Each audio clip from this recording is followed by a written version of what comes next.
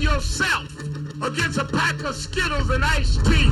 There is nobody quite like him. Depending on who you ask, Reverend Al Sharpton is either an activist and leader. It's time for politicians to come out their office.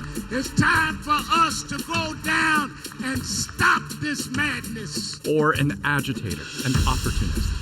We won't back down. We won't be trumped. He is best known for speaking his mind, amplifying black voices, a go-to for black American families seeking justice. Say her name. Say her name. But he is also a political kingmaker. Democrats seek his blessing. He served as an advisor to Barack Obama, and through radio, television, and his involvement in decades of activism, has an audience in the millions.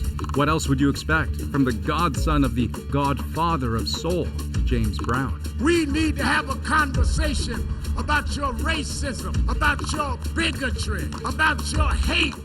But over the years, Sharpton has made enemies, and most recently has picked the biggest fight of all, making an arch rival of the President of the United States. With the highest stakes still to come, what does the Reverend make of this moment?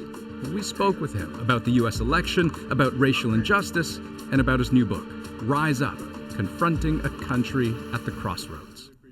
Reverend Sharpton, thank you so much for making the time to join us. I really appreciate that. Well, thank you for having me. I appreciate being with you. So let's get right to it.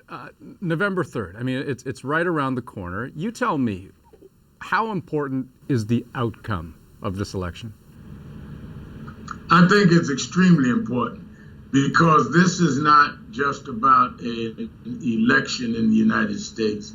It's about a direction in the United States. We went through a half a century of fighting for civil rights, for blacks, for women, for LGBTQ, for immigrants, and started making some progress. And now with the administration that has come in America, in the United States for the last 3.5 years, they have tried to take us down another road, going back to the pre-1950s.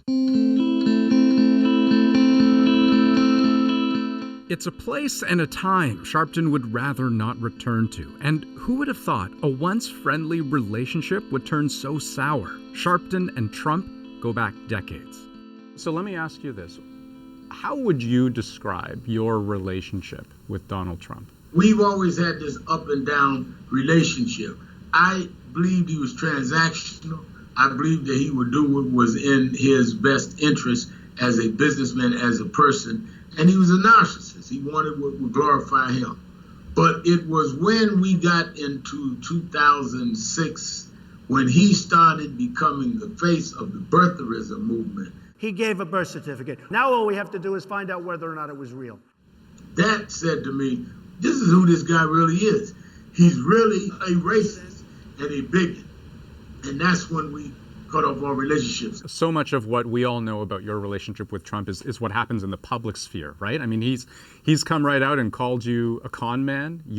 I mean, right here, just 10 seconds ago, you called him a racist. But what do those private moments actually sound like? I mean, when it's just man to man, Donald Trump, Al Sharpton, what are those conversations actually like?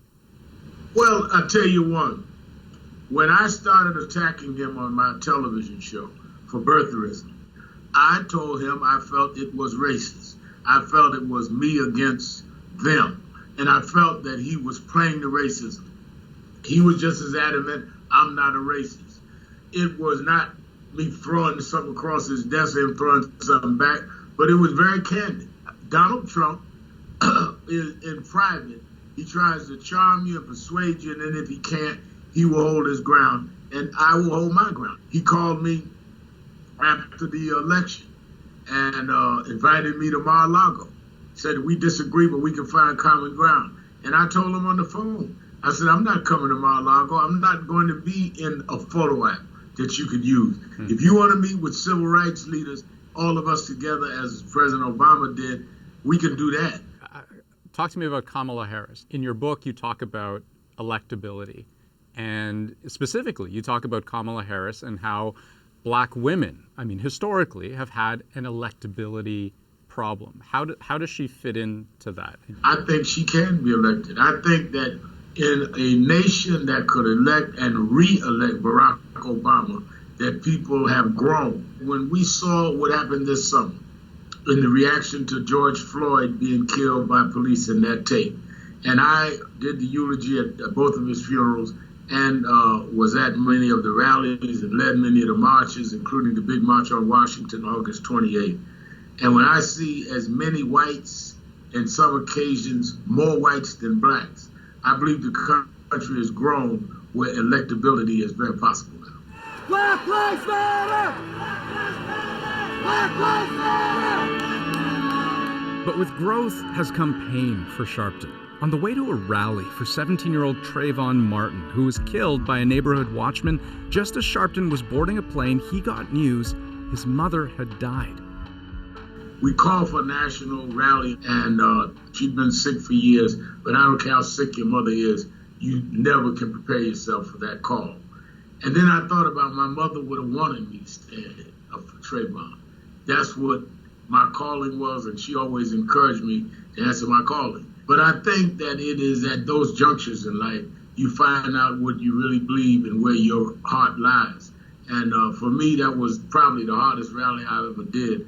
But I did it not only in memory and tribute to Trayvon, but to my mother. That's what she raised me to be, that kind of man. I have time just for one more question, and it's about the future, but beyond the election. And I want to ask you if you think the American people are actually ready for the kind of change that you've been fighting for, or if you just, I don't know, hope that they are. I'm not sure America was ready to free the slaves, but the abolitionists were ready and they were able to get it done. I'm not sure they were ready to end segregation, but Rosa Parks and Dr. King and Fannie Lou Hamer were ready. They got the nation ready. So I never ask myself, is the country ready? I ask myself, is enough of us ready to rise up? And we'll get the country ready if we're ready to do that. Who would have thought in 2008 the country was ready to elect a black man who they could hardly pronounce his name, named Barack Obama president? But we got the country ready, and he was elected and was reelected, and we're going to get the country ready again. Reverend Sharpton, I know you're a busy man. Thank you so much for your time. I really appreciate that. Thank you for having me. I appreciate it.